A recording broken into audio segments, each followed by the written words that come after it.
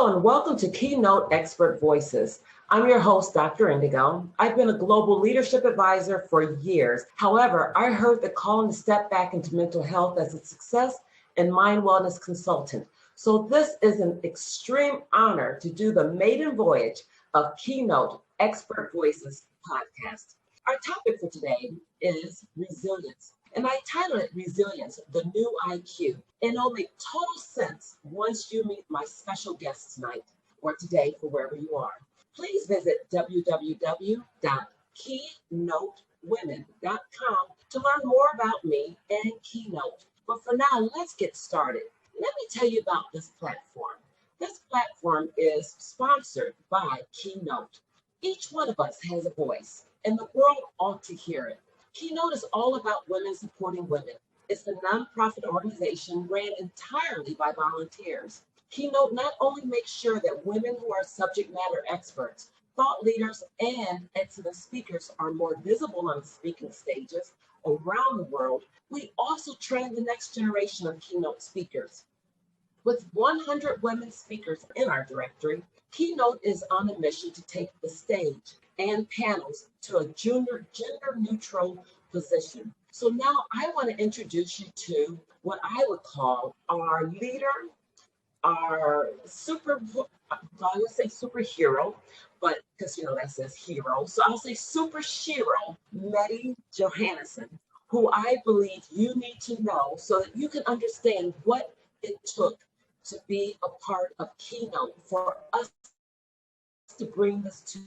Mette, please introduce yourself. Thank you so much, Dr. Indigo. Yes, I'm Mette Johannesson. I'm the founder and chair of KeyNote Women Speakers Directory. We are on a mission to bring more diversity to speaking stages. We want to give more women more voices that are heard. And as of today, as you said, we're on the maiden voyage of launching our podcast, where we will give a second platform to our inspirational thought leaders to be heard, to demonstrate what expertise our speakers have. And what's a better way of launching this than having an amazing conversation, I'm sure that is to come, between two experts, two PhDs. We have Dr. Indigo and Dr. Sarah discussing emotional resilience. Dr. Indigo, over to you. Thank you, Mette. So who am I? I am a success and mind wellness consultant. I blend the practices of the West, success practices, with wellness philosophies of the East. I own a company called 4D Performance. However, before relocating to Asia, I led a company called Careers in Transition that I started in 1995. I led it to the top 500 fastest growing companies in America, where I was recognized by New York Times, Huffington Post, just so many different magazines that really took notice of my ability to grow a multi-million-dollar HR consulting firm. But my passion since COVID has been to step back into mental health. That's what I love. That's what I enjoy talking about. And I have a book called Dueling Dragons, where it's a desk reference tool for medical facilities, hospitals, universities, individuals, and so forth. And so I specialize or talk about resilience, forgiveness, letting go, emotional inclusion, and more as a scholarly practitioner. So today, I would like to blend my corporate experience with mental wellness in hopes that you will take this journey with us and walk away having a better understanding of your own peace of mind and well-being. And to do that, we're going to be talking about resilience, the new IQ. So let me just share with you before I introduce you to Dr. SarahWhyte. When I was in Dartmouth, back in the United States, I was in a very special program for organizations or business leaders who had grew their companies to capacity. And we're all sitting there, and our professor came and wrote on the board, IQ, did a line, an arrow to EQ, did another line, RQ. And he walked away. And we all started looking at each other like, were we supposed to read about this? Is this something we're supposed to know about? And no one knew what it meant. Well, when he came back, he talked about how IQ was founded really with the military using it to determine who was good enough to be a soldier or an officer to go to battle. And then after a while, we started realizing it's not about IQ. that determines a person's ability to lead. It was their ability to have emotional ability to tap into others, right? But now, and for the last, I would say the last decade, it's been less about emotional intelligence. It's been about resilience, RQ. So RQ is the new IQ. So let me introduce our very special guest, Dr. SarahWhyte. And for today, we're going to call her Dr. Sarah because this is a girlfriend moment, a circle that we're inviting you in, and we want you to feel comfortable with us. So I want you to understand that she has a degree in psychology, a master's in education, and a doctorate in emotional intelligence. Sarah shares science-backed tools to develop emotional well-being and resilience. So this is all about what she does and who she is and what her experience is in. Based in Singapore, she works with organizations, international schools, and families across Southeast Asia to equip people with simple, practical skills to boost their resilience and develop their emotional well-being. Sarah's specialist topics include emotional equity, relocation, well-being, and she works with children, or at least she speaks about children. So Dr. Sarah, please share a little bit about you that I'm sure this bio could not capture. Okay, thank you. It's a pleasure to be here. So I think for me, what I always say to customers, to people who are interested in developing resilience, I always say, look, this is not some wishy-washy, touchy-feely subject, because I talk a lot about emotional resilience. So we're starting from the emotional point of view. And when you work with bankers or you go into tech companies and you're working with engineers, they're like, oh, hang on a minute. No. We don't like the sound of this. So what I really do in my work is looking at the neuroscience, looking at, how that informs the way our brains work, how we respond in an emotional way, and then moving on from that, how can we actually engage with that knowledge to really put these resilience practices into our everyday lives, into our context, because it's all well and good sitting in a workshop and thinking, oh, this is great, I feel really resilient now. But when things happen and things go wrong and you face challenges and stresses, you need to be able to tap into those strategies. And it really is that process of developing and maintaining resilience that I am really passionate about. It's not a one workshop and done. It really is an ongoing process. And even for me, my husband keeps saying, you train in this stuff, you should be an expert. Should be. And, even knowing the theory and training other people in it, I find that I'm having to constantly, refine my understanding, constantly refer to new research. And that's what I really aim to bring to the work I do with other people, is my experience, the research, and how this is going to work for you in real life. Right. And what's funny is that people always talk about how HR, training, development, emotional inclusion, all that kind of stuff are soft skills. But yet they're the hardest thing out there. It's very difficult to grasp, what we weren't really taught as children. And so I want to ask you this, with your doctorate being in emotional intelligence and having that blend of resilience, how do they actually overlap? I really see some of those competencies of emotional intelligence as being the absolute foundation of resilience, because finding things difficult, experiencing challenges, experiencing stresses, this is not a logical experience for people. This is an emotional experience, and the thoughts and the feelings that we get tangled up in are very emotionally based. So I always think, things like emotional literacy, where you're actually acknowledging how you feel, understanding how you feel, putting a name to those feelings, is such an important part of resilience. It's just not possible to separate the two out. If it was, and if it was purely a logical thing, then really IQ and resilience would have far more in common. But for me, EQ, those skills and those competencies, something that really, really does underpin that concept of resilience. Thinking about optimism as well as an emotional competence, how you explain challenges to yourself, how you approach challenges. Do you actually put yourself in a position where things are going to be difficult, or do you stay safe? It's all of this together, navigating through difficult emotions. How do you actually deal with stress, with challenge. And it's all well and good, like I say, talking about this in an abstract way. But when you're in the middle of that storm and when you're really experiencing difficult times, these are the skills that when you draw on them, make the world of difference in coping better with these crises and these difficulties. Now, let's go back just a second. You said about the emotional part, and with this being a women's platform, but by no means meaning that we don't speak to men.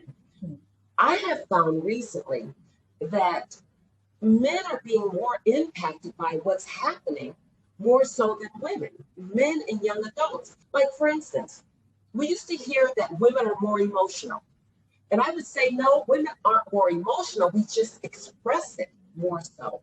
So if you agree with that, have you seen that men are having a much more difficult time with what's going on with the pandemic? Do you know, and I was just reading some research recently, and one theory for this, and I do agree, I think men find this more difficult. One theory for this is that the type of conversations women have and the type of conversations men have are very, very different.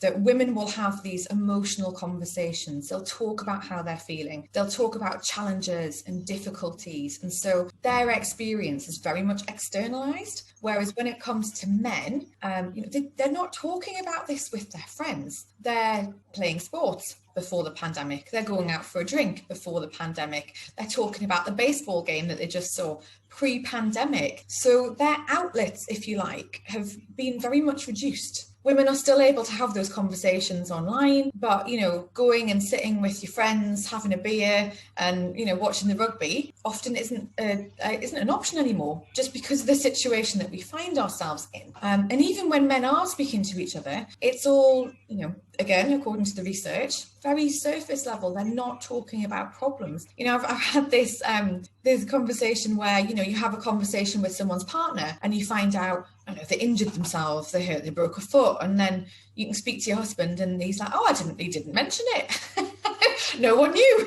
So it's a really interesting difference maybe in the way we're socialized, our stereotypes, the way we're brought up. But I do think the types of conversations we have make it much, much harder for men to deal with the challenges that we're facing right now, because we have lost those social connections, right? I mean, those informal interactions that we had so often for many of us, are now gone. So it requires effort and online interaction, which is not quite the same. It's not quite the same quality, is it, as those in-person chats? But let's just go back a little bit. Let's just say that resilience is like, I wrote about this, where resilience is much like building muscles. In order for you to see muscle mass, means a muscle has to tear, then it regrows, rebuilds, tears again, regrows. So if we equate that to resilience, you go through a storm, you come out of it, you get a little stronger, another storm comes, you get a little stronger, and so forth. But if men or young adults aren't talking about it, are they building their resilience muscles? Or just people, period? How is that impacting, in your opinion? Yeah, interesting. So I like that metaphor of building that resilience muscle. It's not a fixed skill.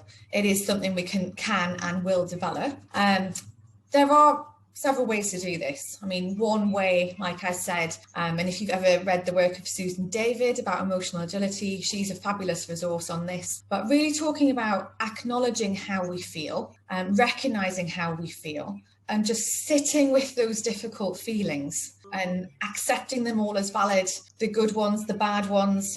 She actually talks about not really giving emotions value, because the minute you say, oh, that's a negative feeling, the assumption you make is then you shouldn't be feeling that way, and that positive emotions are really, the best thing we can have, and we don't need to feel bad. And I don't know, I find that when I work with groups of people, women tend to be, again, generalization, women tend to be much more accepting of those feelings, because that's part of their conversation, right? It's part of the socialization, it's part of the expectations. But for men, especially the men who take those real alpha male roles, you don't talk about feelings, because that's a weak thing to do.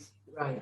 And actually, it takes a lot of strength to be vulnerable. Anything you watch with Brené Brown, it takes a huge amount of strength to be vulnerable. But I do think this general alpha male stereotype is no, that's a weak thing. Just, kind of shut it down, ignore it, suppress it. And we know from the research, if you try and ignore those negative feelings or those challenging feelings, generally what happens is they get a bit louder because they're trying to tell you something. They're trying to give you the message that something is not quite right. The more you ignore them, the more like, hang on a minute, this is still a problem. This is still going on. So yeah, I do think like how we actually learn to deal with feelings. I mean, my background was as a teacher.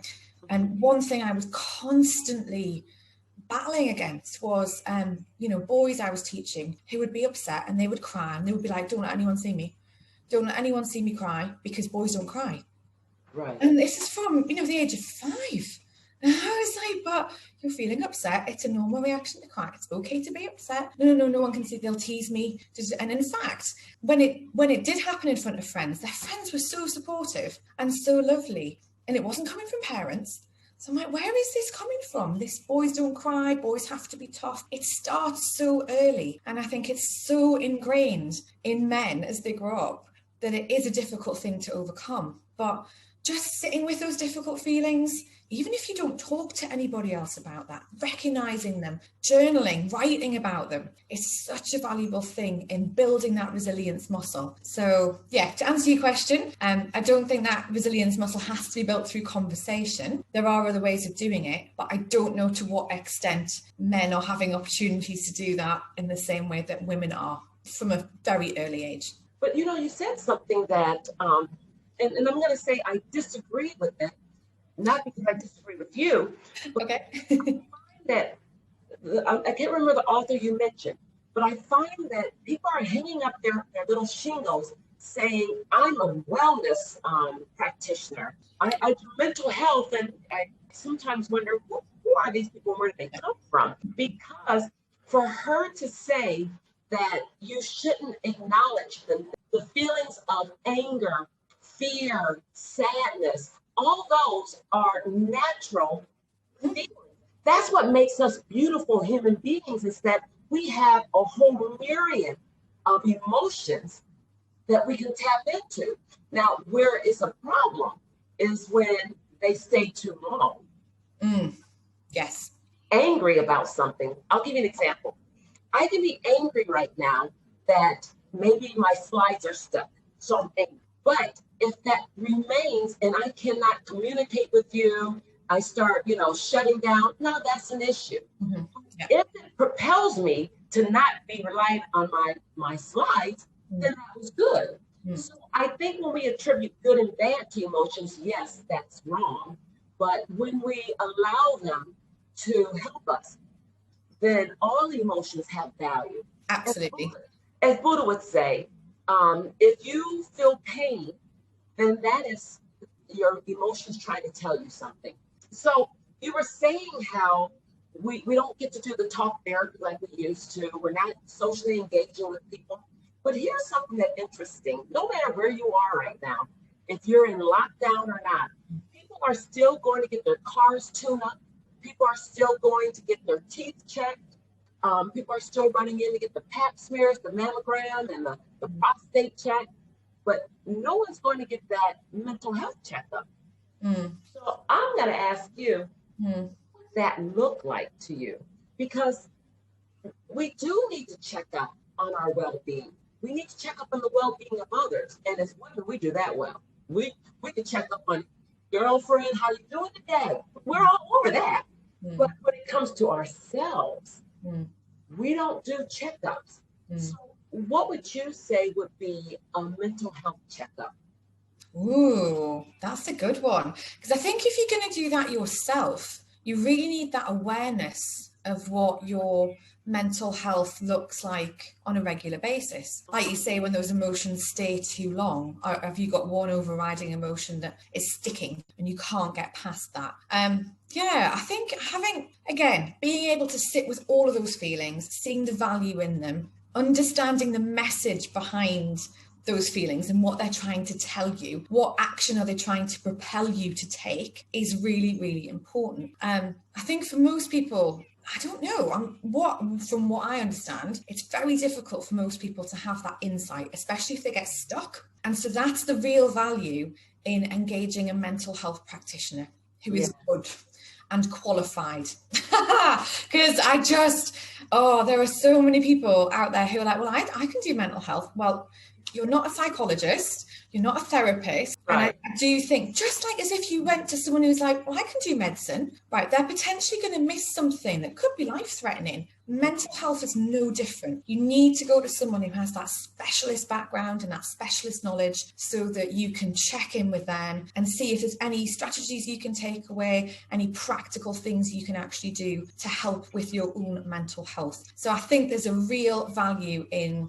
professionals who are trained and have a very broad professional base in terms of whatever that mental health issue is you're looking at. Or even if you don't think there's a mental health issue, just to have a chat. I've had sessions with a psychologist before, and it was awesome. She was like, I just was like, this is so nice by the end of it. I think to have that space where nobody's judging, where you're completely listened to. It's not a conversation where someone else is waiting to talk. You're paying somebody to basically check in with your mental health. And there is so much value in doing that.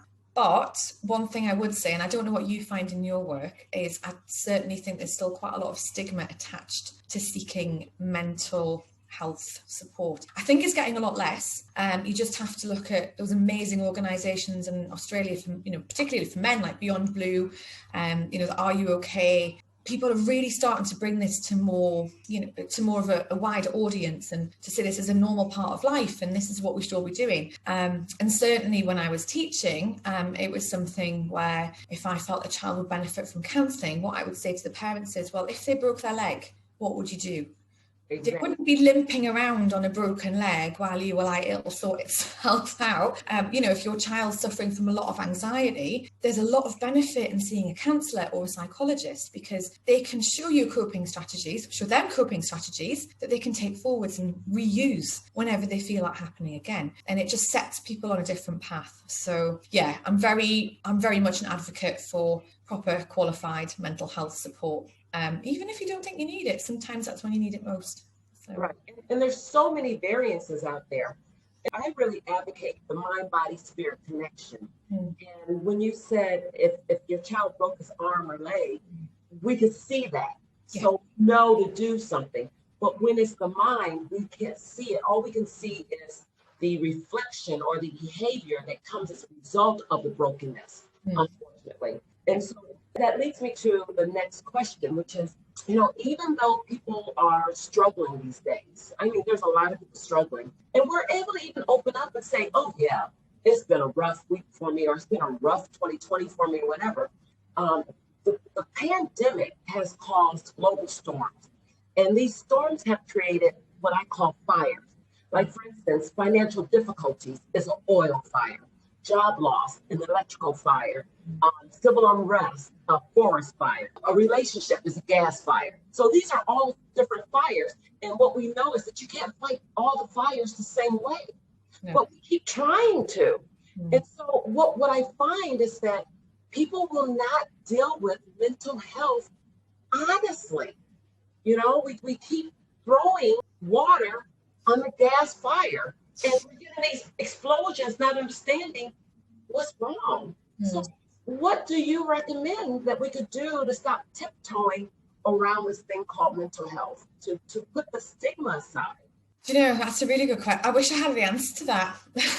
I think I'd be speaking to you from my yacht if I had the answer to that right now. But it's a really difficult one, because it's so ingrained that it's difficult. You really did hit the nail on the head. And I think that comes down to, we all develop coping skills and strategies. And if no one's showing us how to do that, and they work or they don't work, or they work in one context, but they're terrible in another context. So yeah, I think kind of, by taking the stigma out of it, by talking about it, by sharing when you've sought out help. And, I'm very open about the fact that, I've had sessions with a psychologist for anxiety, and that did absolute wonders for me. And it's something I would go back to again. And so when friends, customers, clients are finding things difficult, I do share that because I think it's important to be honest about that and to be vulnerable about that. It's hard to share, but I think it's important to set that example and just say, look, I've done it, and it's not a big deal. You know, it was really helpful. It was a big deal as much as it was helpful, but it certainly wasn't.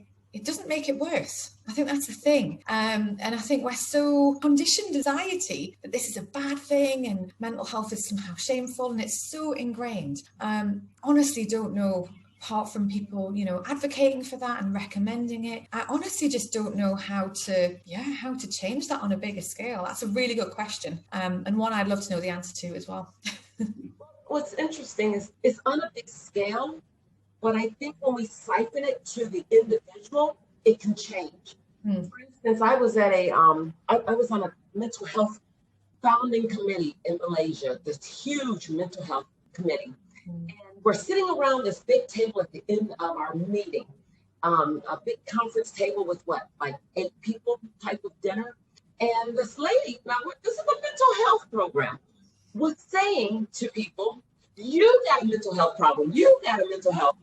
Now, what's funny is they didn't know me. I was new there. So she stopped right before she pointed to me.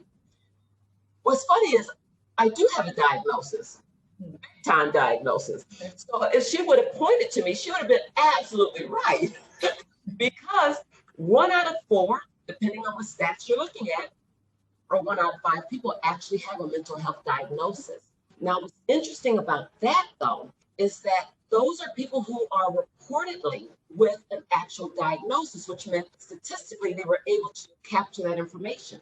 How many people aren't telling or going for help that really should be in that number? So I said all that to say, for me personally, I'm very open about my diagnosis, but that's my lived experience that I talk about. And I think if we're going to kind of change the conversation, we have to speak up and advocate for those that we know do have a diagnosis or maybe struggling, so that, you know, if I were somebody who was shamed of my diagnosis, I might have, you know, just started eating my salad, hoping, oh God, please don't let her point at me. But I was like, I wish she'd point at me. And she didn't. So, right. But I did address how, look, you're right. Probably 2 people at this table have a mental health diagnosis. So with that being said, I've written about this a lot. I know you've written about it and we speak about this.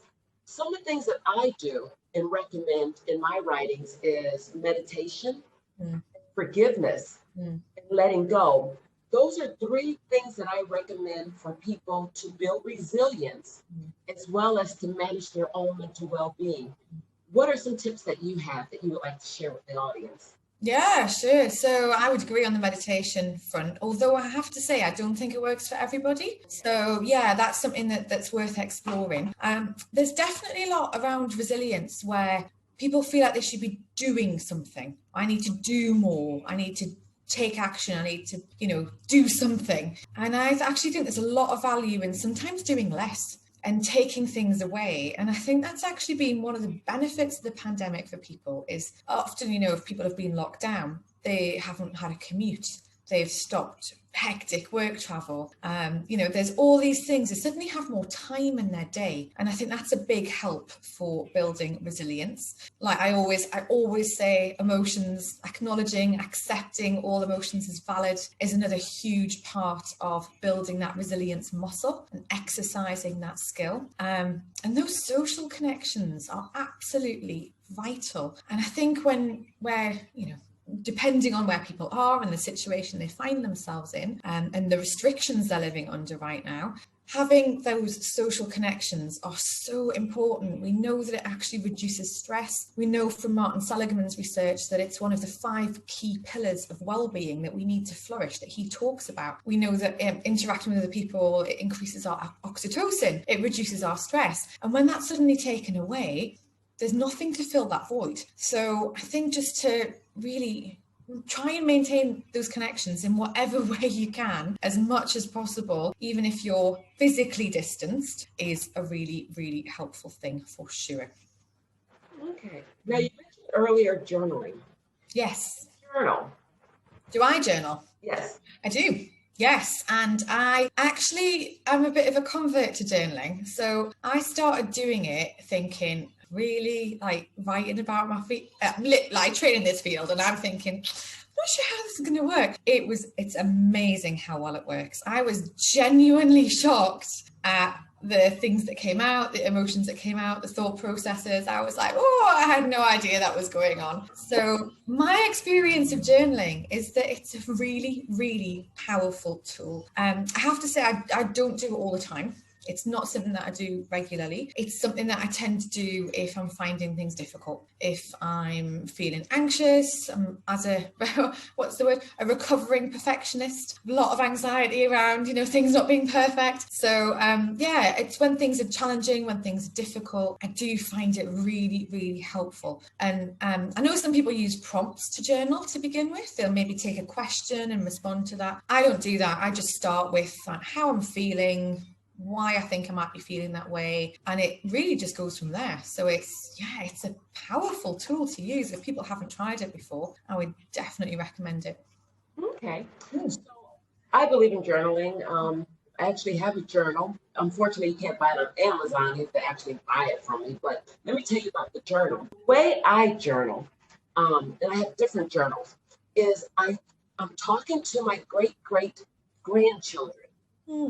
So when I'm writing, I would say, today I was on an iPod tape where I was speaking to a lady by the name of Dr. SarahWhyte. Now, this iPod is what we do to, have conversations over the internet. And I really go into details like, what is a Google? Because I expect that my great-great-grandchildren, Google may not be around. We may not even need internet. They be like, what's the internet? So I talk to them because I would love to know my great-great-grandmother. What I know of my great-great-grandmother is what a writer would say about women of that era. Yeah. And then do a movie about it. But could you imagine if you could pick up a book and read what she said about her day, how she felt at that time period? So that's another way that I find people are able to express themselves, as well as be in the present. When you're writing to your future, you're talking about who you are at that very moment, your thoughts and things like that. I'm going to wrap this up, but before I wrap it up, is there anything you would like to share with the audience? Because sometimes when we have these discussions, we never get to what may be really deep in your heart and soul. So what is something that you would like to leave with, to just place on our hearts? Something that I am feel very strongly about is avoiding what's known as toxic positivity when it comes to resilience and mental health, because that really does more harm than good. And toxic positivity is when people feel for themselves and or for other people that positive feelings, thinking positively, having a positive mindset is the only way to deal with difficulties and challenges. And this is so damaging. It's so damaging. It's when the shoulds come in. Oh, well, we're in a pandemic, but I should feel grateful because I still have a job. I should feel grateful because of da-da-da. And what that does is really minimize the challenges that you're experiencing. And people will say, oh, but other people are having a much worse experience than me. That doesn't mean that your experience is easy or that you're not finding it difficult. Comparison and the shoulds and that whole toxic positivity cycle are really, really best avoided. And again, paying attention to how you feel. All of your feelings have value. All of your feelings need to be acknowledged, and avoiding falling into the positivity trap is, I think, one of the most powerful things you can do to really exercise your resilience. I love that. And that's a powerful way to end our session today. Thank you so much. This is KeyNote Podcast. It's our first episode with many more to come. KeyNote is a nonprofit organization that, is ran by the volunteers. So definitely support us, visit our website. When you need a speaker for your next engagement, please check out our website, www.keynotewomen.com, where all of our speakers are listed, to include Dr. SarahWhyte. Please go and read more about her. You can tell just by the time we spent that the sister knows her stuff. She should be on your screen wherever you are in this world and not just in front of me. So please check her out. Get in touch with Keynote if you like to hire us. I'm Dr. Indigo. Thank you, Dr. SarahWhyte. Thank you. Well, thank you for joining us at Keynote Expert Voice. Bye-bye.